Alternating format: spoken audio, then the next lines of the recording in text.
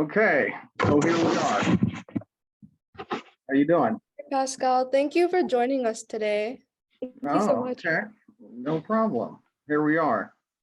So essentially, we're a student-led initiative called Project FairCare. We're part of a DECA competition in the Project Management Community Awareness category, which is essentially where we do our best to educate the community on a specific subject.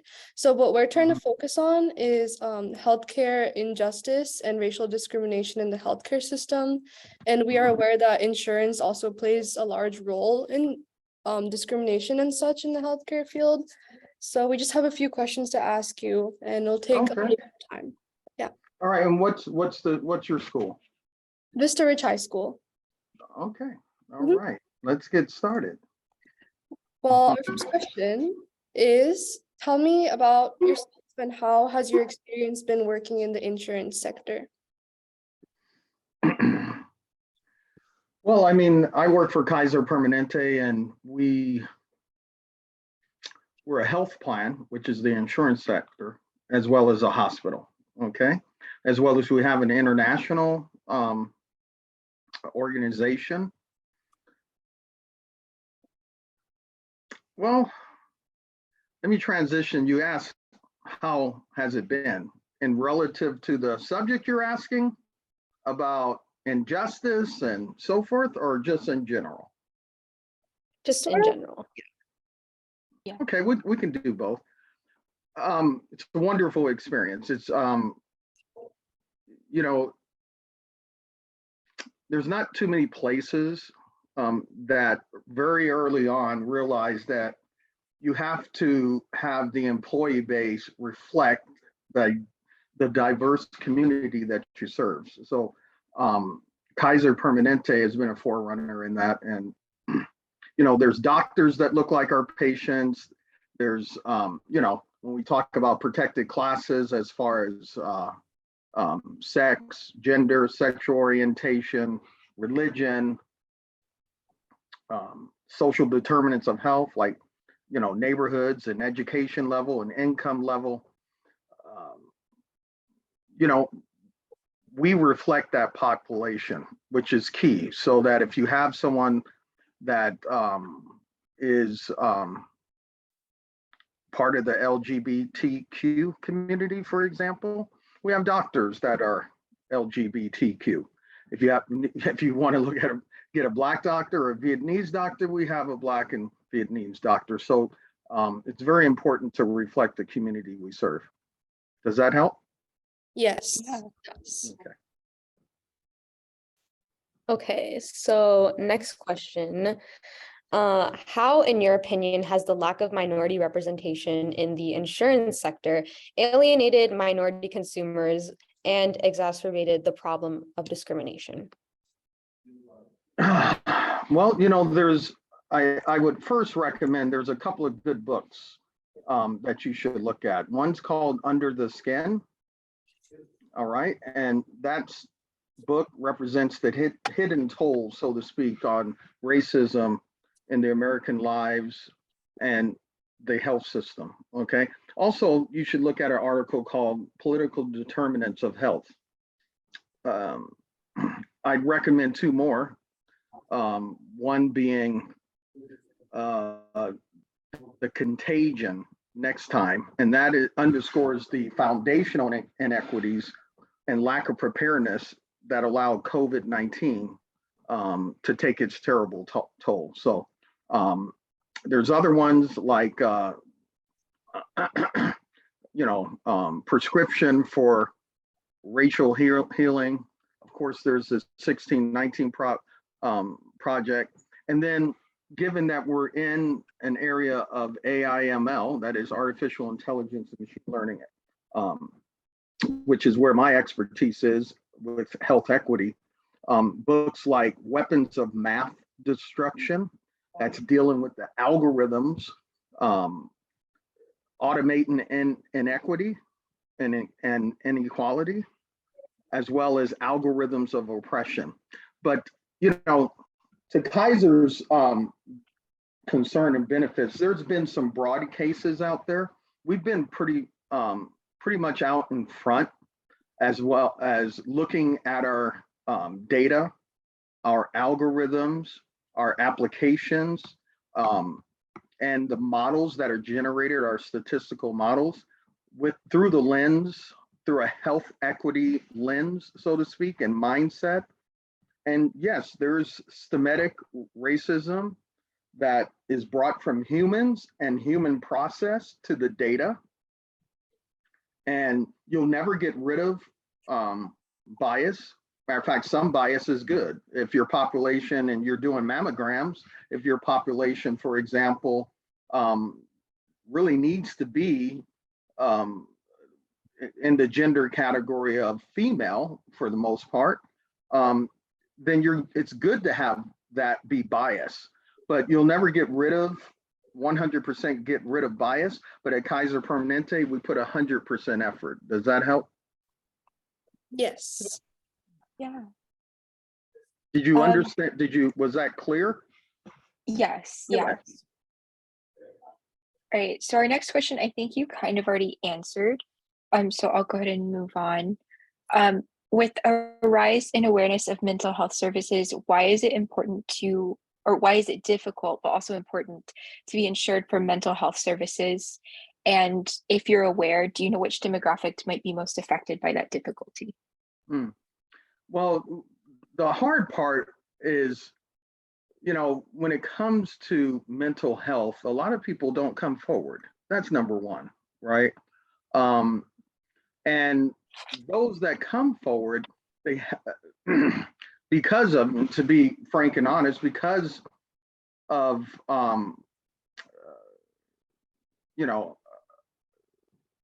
there's a complication with mental health many times that comes from drug abuse, right? And so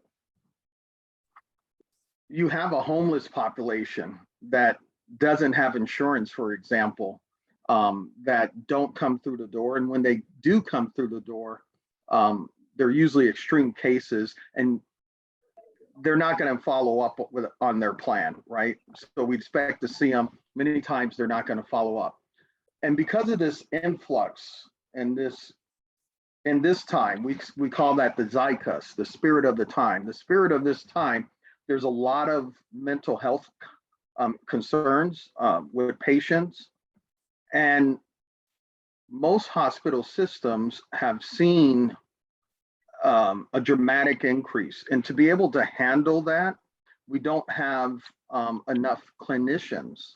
And so at Kaiser Permanente, we incentivize our employees as well as potential employees, to go out and get certifications, get licensed, and so forth. Kaiser Permanente also, because we had a lack of clinicians, specifically physicians, we went and built our own medical school. But I think some of the things that you're talking about is when we go to demographics,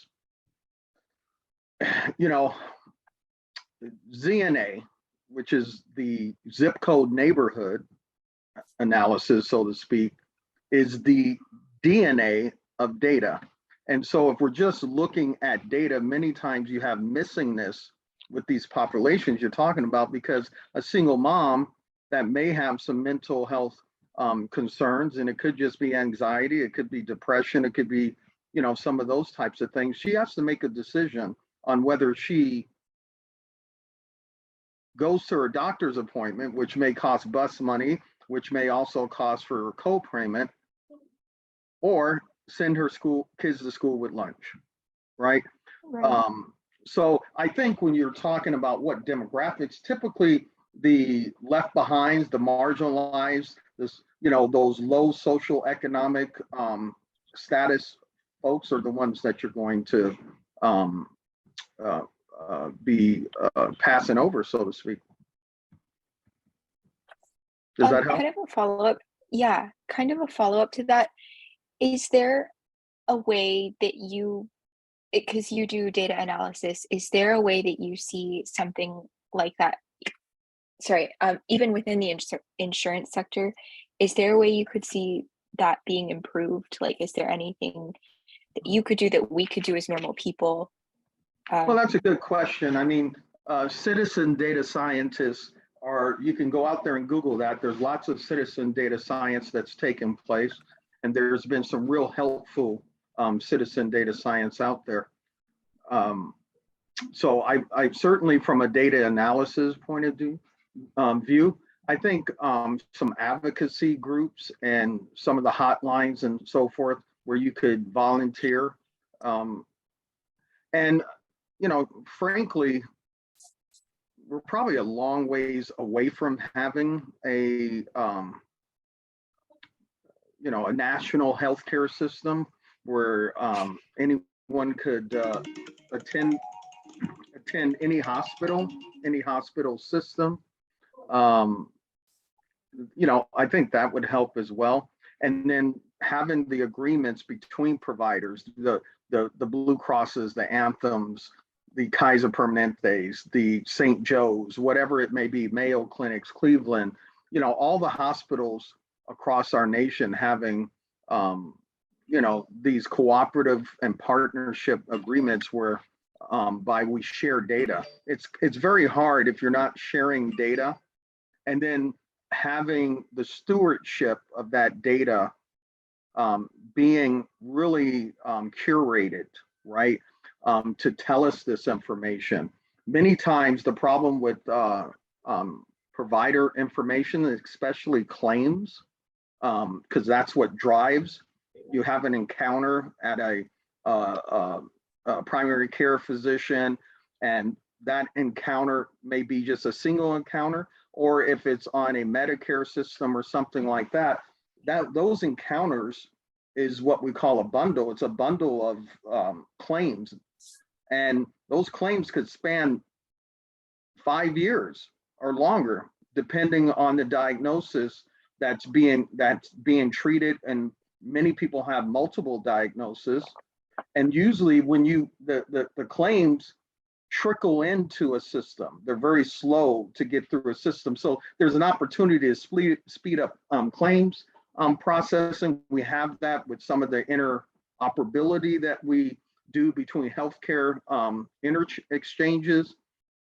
Those are opportunities to do that better. Did you understand what I was saying there as far as? Yeah, absolutely. Yeah, I mean, we're only as good as the data that we process, right? And Yeah. if you want to see, we call it missingness. The missingness in the data is pretty evident when you could just go into any hospital and go into the emergency room, and based on most people go to the emergency room that's near them, so that is a particular zip code or a geolocation, and that geolocation is a demographic, so to speak.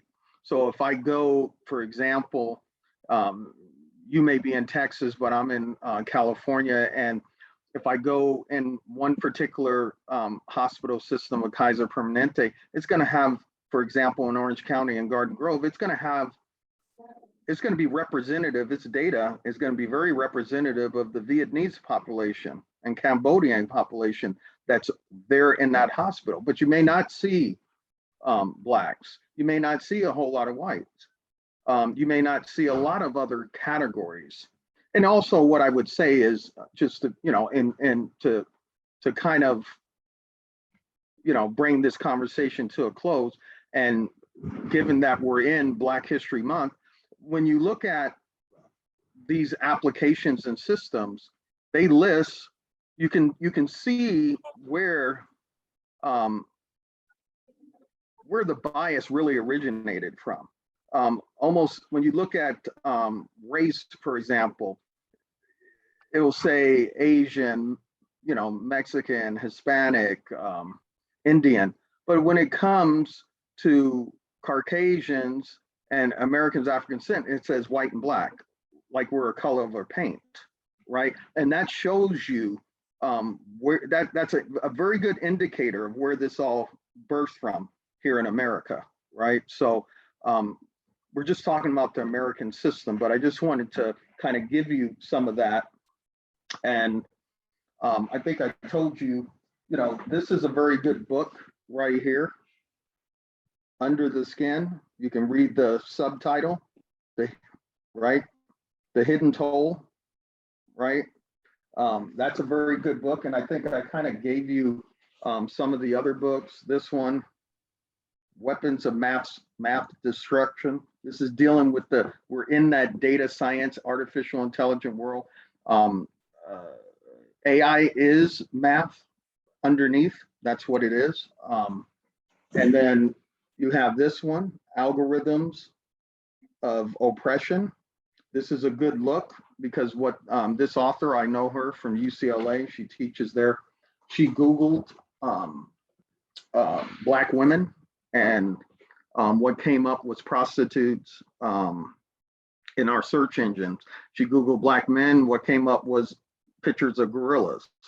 And when she did the same thing for white women, what came up was congenial pictures of white women smiling and being happy. And then this is a very good one too, if you can see that.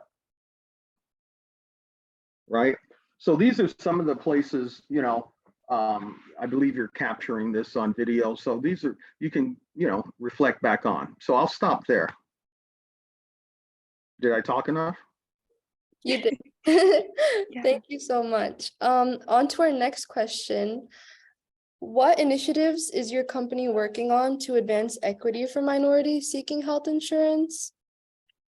Yeah, we're one of the forefront. I can tell you that Kaiser Permanente is at the tip of that blade, right? In the healthcare sector. We've been running a program here for 18 months that allowed us to survey our company internally, consult academic institutes like Berkeley, the University of Berkeley, Chicago Booth at the University of Chicago, work with Duke AI.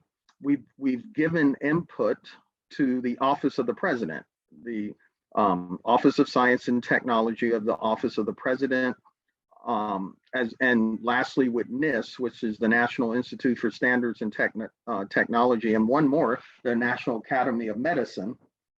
And I've been one of the primary contributors to developing national standards for ethical AI, right? So health equity would fall into ethical AI, what we call responsible and trustworthy AI. And some of the steps that we've done is, your number one step is going to be awareness, right? We have a program that takes about 3 areas: awareness, adoption, and adherence, right? So making folks aware that a part of that is socialization, education, and evangelizing.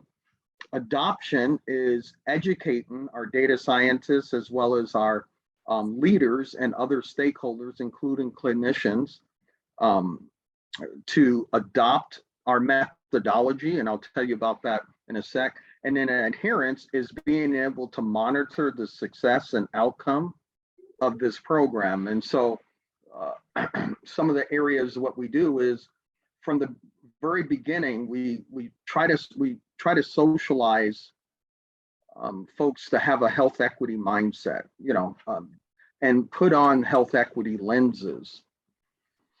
And what does that mean? That means, ask the questions. When you have a business case that you think is going to be solved by artificial intelligence or machine learning, is to ask those critical questions. What's the source of the data, right? Where did the data come from? How thorough is the data? Does the data contain some of these indicators of equity, so to speak, like demographics and social determinants of health? And then we have a process whereby we explore that. And then once we explore it, we explore the data and we run distributions of that data. So we want to see, if we have a population in our data population is 1 million, how many of those records, for example, fits in, let's say, 5 categories of race? And, we may see that our data is 75% what we would say is white, right? And, 23% of another, and, all the way up to 100%. Well, then we know that data is, that it's overbalanced, right? So you have to know that. That may be good, because if you're looking at data that's overbalanced and the actual diagnosis or the medical problem you're solving for is really, for example, let me flip it around. Let's say you're solving for sickle cell. Sickle cell is a disease that affects the Black community. If my data is mostly Blacks, that makes sense, right? Right. So it's okay to have that. But if race is not important to the data, you have to look at each demographic, religion, you look at, gender, sexual orientation, you look at these types of demographics with your data, and you make sure, because that's your biggest opportunity. What is the problem you're solving for? What is your target outcome? And based on those, you want to then look at your data and make sure that you're really building your model on the correct data, because a model is like a gallon of milk. And an AI or machine learning model is like a gallon of milk. It has an expiration date on it. In other words, it's only good for so long because data changes. So if you don't update the model, then the model will make predictions, and possibly wrong predictions. And depending on if you're looking at colonoscopy or a prostate antigen tests or something like that, your predictions may cause a risk to life, right? Does that help? Yes. Yeah. Okay. So I think we have time for one more question, and it's more about the solution. So what would you suggest possible solutions for minority demographics to receive the greatest extent of healthcare services that they possibly can? As in, like, what tips to maximize? Well, Or like with go I'm ahead. sorry, with existing resources, like what can be done currently? Well, I think you have to, there has to be some community-based driven initiatives. In other words, we saw during COVID that places, for example, where Blacks frequent, that was where we had vaccinations, like churches, right? So different communities, they may have synagogues, they may have temples, they may have churches. These are places that can take the message to their constituents, right? Restaurants, community restaurants is another place. With Blacks, and especially Black men, it's the barbershop, right? So, you have to reach people where they are. That is going to be key. And also, people have to care about their health, right? They have to take and I would strongly say this, that you have to have a stake in it, right? Your own health, whether it's mental or physical or emotional or spiritual, you have to have a stake in it. And, these are areas where, hospital systems and health plan systems that you're talking about, or insurance, that they can provide grants and opportunity for, let's say, minority businesses, give them grants and so forth to have these types of projects, businesses and so forth in their community. What do you think about that answer? That's super useful, and we can definitely use that in our project. So, yeah. Did your father tell you I teach at Rutgers? My dad didn't tell me. No. Oh, okay. Yeah, I'm a professor at Rutgers. Right. So, I'm happy that you reached out to really get a perspective from an industry professional. And I enjoy passing this forward. And if you have any other questions, just send me an email, call me up. And if you'd like me to help you present your project, I can show up there too. Okay? That would be Okay, amazing. Thank you. Thank you so Yeah. much. It's not a problem. Out of curiosity,